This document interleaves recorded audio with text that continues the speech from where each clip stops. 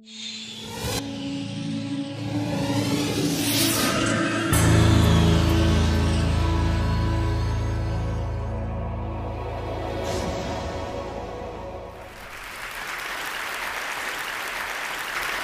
I was 9 years old, I went off to summer camp for the first time, and my mother packed me a suitcase full of books, which to me seemed like a perfectly natural thing to do, because in my family, reading was the primary group activity. And this might sound antisocial to you, but for us, it was really just a different way of being social. You had the animal warmth of your family sitting right next to you, but you were also free to go roaming around the adventure land inside your own mind. And I had this idea that camp was going to be just like this, but better. I had a vision of 10 girls sitting in a cabin, cozily reading books in their matching nightgowns. Camp was more like a keg party without any alcohol. And on the very first day, our counselor gathered us all together, and she taught us a cheer that she said we would be doing every day for the rest of the summer to instill camp spirit. And it went like this. R-O-W-D-I-E, that's the way we spell rowdy, rowdy, rowdy. Let's get rowdy. Yeah. So I couldn't figure out for the life of me why we were supposed to be so rowdy, or why we had to spell this word incorrectly.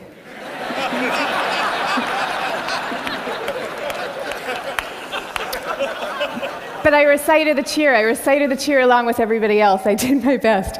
And I just waited for the time that I could go off and read my books. But the first time that I took my book out of my suitcase, the coolest girl in the bunk came up to me and she asked me, "Why are you being so mellow?" Mellow, of course, being the exact opposite of R-O-W-D-I-E. And then the second time I tried it, the counselor came up to me with a concerned expression on her face, and she repeated the point about camp spirit and said we should all really work very hard to be outgoing.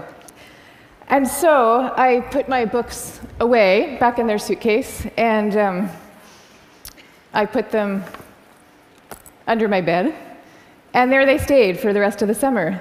And I felt kind of guilty about this. I felt as if the books needed me somehow, and they were calling out to me, and I was forsaking them. But I did forsake them, and I didn't open that suitcase again until I was back home with my family at the end of the summer. Now, I tell you this story about summer camp. I could have told you 50 others just like it. All the times that I got the message that somehow my quiet and introverted style of being was not necessarily the right way to go, and that I should be trying to pass as more of an extrovert. And I always sensed deep down that this was wrong, and that introverts were pretty excellent just as they were. But for years, I denied this intuition. And so I became a Wall Street lawyer, of all things, instead of the writer that I had always longed to be, partly because I needed to prove to myself that I could be bold and assertive too. And I was always going off to crowded bars when I really would have preferred to just have a nice dinner with friends.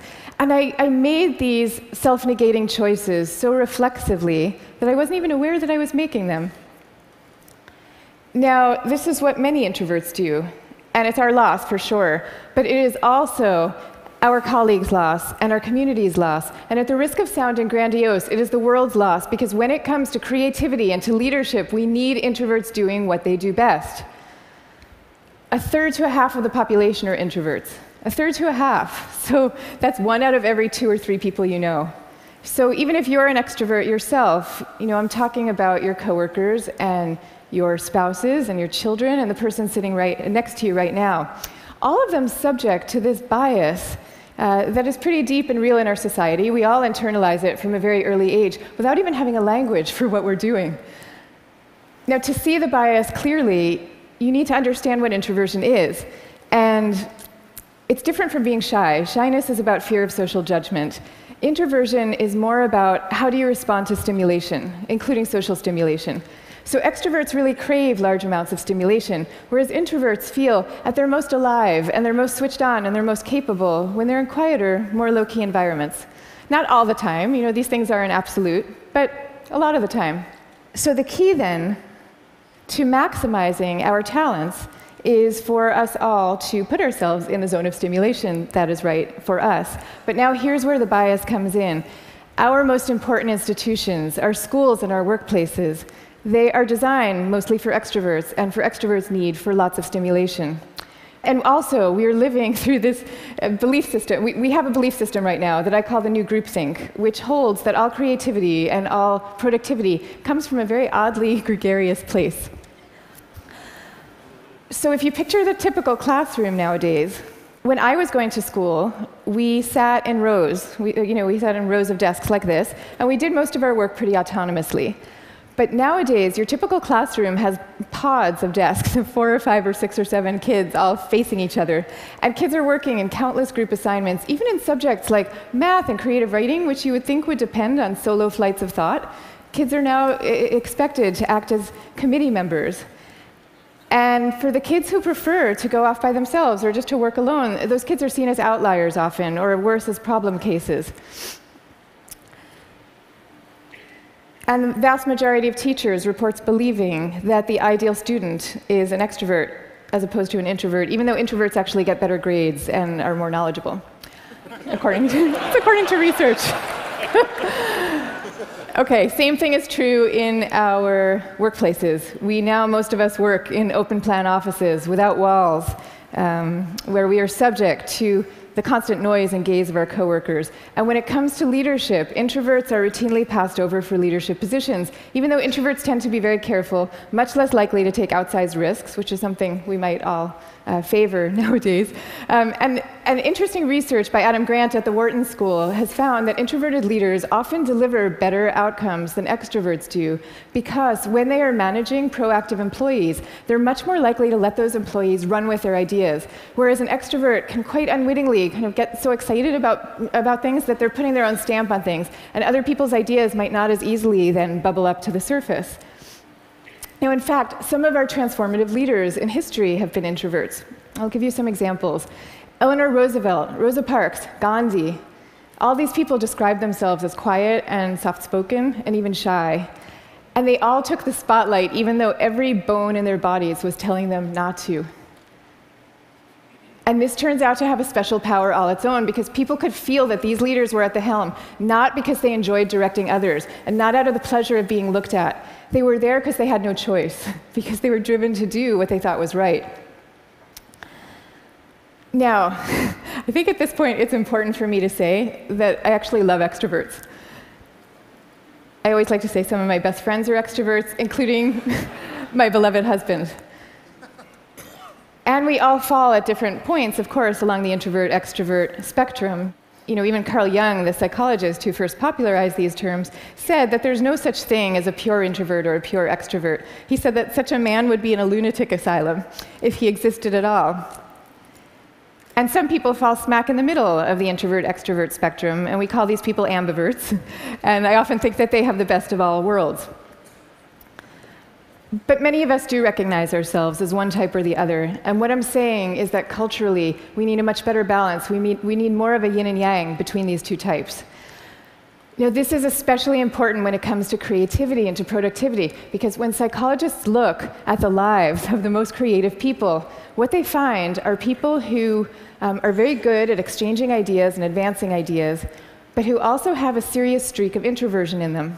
And this is because solitude is a crucial ingredient often to creativity. So Darwin, he took long walks alone in the woods and emphatically turned down dinner party invitations. Theodore Geisel, better known as Dr. Seuss, he dreamed up many of his amazing creations in a lonely bell tower office that he had in the back of his house in La Jolla, California. And he was actually afraid to meet the young children who read his books for fear that they were expecting him to be this kind of jolly Santa Claus-like figure and would be disappointed with his more reserved persona. Steve Wozniak invented the first Apple computer sitting alone in his cubicle in Hewlett-Packard, where he was working at the time. And he says that he never would have become such an expert in the first place had he not been too introverted to leave the house when he was growing up. Now, of course, this does not mean that we should all stop collaborating. And case in point is Steve Wozniak famously coming together with Steve Jobs to start Apple Computer. But it does mean that solitude matters, and that for some people, it is the air that they breathe. And in fact, we have known for centuries about the transcendent power of solitude. It's only recently that we've strangely begun to forget it. If you look at most of the world's major religions, you will find seekers Moses, Jesus, Buddha, Mohammed, seekers who are going off by themselves, alone, to the wilderness, where they then have profound epiphanies and revelations that they then bring back to the rest of the community. So no wilderness, no revelations. This is no surprise, though, if you look at the insights of contemporary psychology. You know, it turns out that we can't even be in a group of people without instinctively mimicking their opinions, even about seemingly personal and visceral things like who you're attracted to. You will start aping the beliefs of the people around you without even realizing that that's what you're doing.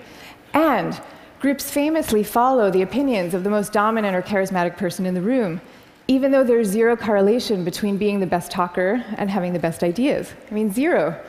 So you might be following the person with the best ideas, but you might not. And do you really want to leave it up to chance? Much better for everybody to go off by themselves, generate their own ideas, freed from the distortions of group dynamics, and then come together as a team to talk them through in a well-managed environment and take it from there. Now, if all this is true, then why are we getting it so wrong? Why are we setting up our schools this way and our workplaces? And why are we making introverts feel so guilty about wanting to just go off by themselves some of the time? One answer lies deep in our cultural history. Western societies, and in particular the US, have always favored the man of action over the man of contemplation. But in America's early days, we lived in what historians call a culture of character, where we still, at that point, valued people for their inner selves and their moral rectitude. And if you look at the self-help books from this era, they all had titles with things like character, the grandest thing in the world. And they featured role models like Abraham Lincoln, who was praised for being modest and unassuming. Ralph Waldo Emerson called him a man who does not offend by superiority. But then we hit the 20th century, and we entered a new culture that historians call the culture of personality. You know, what happened is we had evolved from an agricultural economy to a world of big business. And so suddenly people are moving from small towns to the cities. And instead of working alongside people they've known all their lives, now they are having to prove themselves in a crowd of strangers. So quite understandably, qualities like magnetism and charisma suddenly come to seem really important. And sure enough, the self-help books change to meet these new needs. And they start to have names like How to Win Friends and Influence People. And they feature as their role models really great salesmen. So that's the world we're living in today. That's our cultural inheritance. Now, none of this is to say that social skills are unimportant. And I'm also not calling for the abolishing of teamwork at all. The same religions who send their sages off to lonely mountaintops also teach us love and trust. And the problems that we are facing today in fields like science and in economics are so vast and so complex that we are going to need armies of people coming together to solve them, working together. But I am saying that the more freedom that we give introverts to be themselves, the more likely that they are to come up with their own unique solutions to these problems. So now, I'd like to share with you what's in my suitcase today.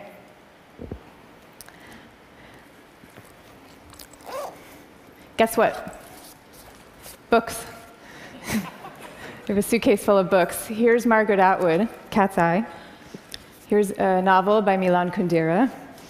And here's The Guide of the Perplexed by Maimonides. But these are not exactly my books. I brought these books with me because they were written by my grandfather's favorite authors.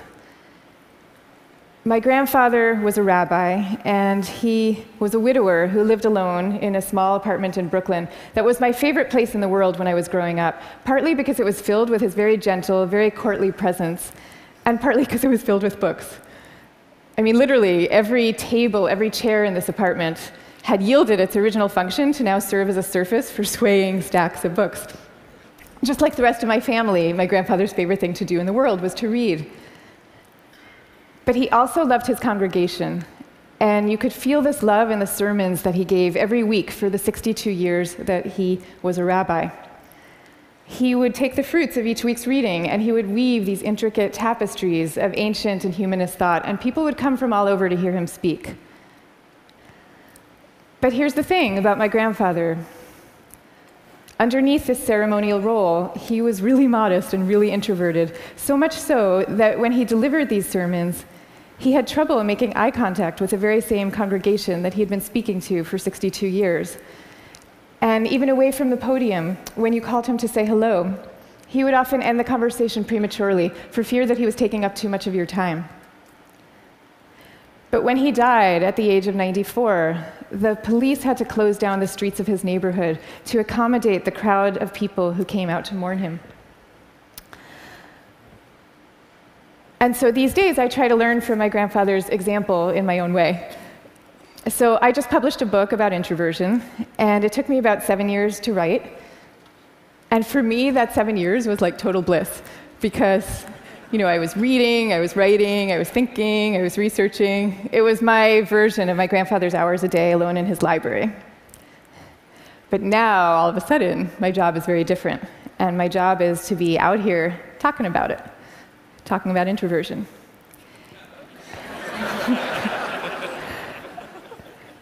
And that's a lot harder for me, because as honored as I am to be here with all of you right now, this is not my natural milieu. So I prepared for moments like these as best I could. I spent the last year practicing public speaking every chance I could get, and I called this my year of speaking dangerously. And that actually helped a lot. But I'll tell you, what helps even more is my sense, my belief, my hope, that when it comes to our attitudes to introversion and to quiet and to solitude, we truly are poised on the brink of dramatic change. I mean, we are. And so I'm going to leave you now with 3 calls for action for those who share this vision. Number 1, stop the madness for constant group work. Just stop it. Thank you. And I want to be clear about what I'm saying, because I deeply believe our offices should be encouraging casual, chatty, cafe-style types of interactions, the kind where people come together and serendipitously have an exchange of ideas. That is great. That's great for introverts, and it's great for extroverts. But we need much more privacy, much more freedom, much more autonomy at work. School, same thing. We need to be teaching kids to work together, for sure. But we also need to be teaching them how to work on their own. This is especially important for extroverted children, too. They need to work on their own, because that is where deep thought comes from, in part. OK, number 2, go to the wilderness. Be like Buddha. Have your own revelations. I'm not saying that we all have to now go off and build our own cabins in the woods and never talk to each other again. But I am saying that we could all stand to unplug and get inside our own heads a little more often. Number 3, take a good look at what's inside your own suitcase and why you put it there. So extroverts, maybe your suitcases are also full of books, or maybe they're full of champagne glasses or skydiving equipment. Whatever it is, I hope you take these things out every chance you get and grace us with your energy and your joy. But introverts, you being you, you probably have the impulse to guard very carefully what's inside your own suitcase. And that's OK. But occasionally, just occasionally, I hope you will open up your suitcases for other people to see, because the world needs you, and it needs the things you carry. So I wish you the best of all possible journeys and the courage to speak softly. Thank you very much. Thank you. Thank you. Thank you.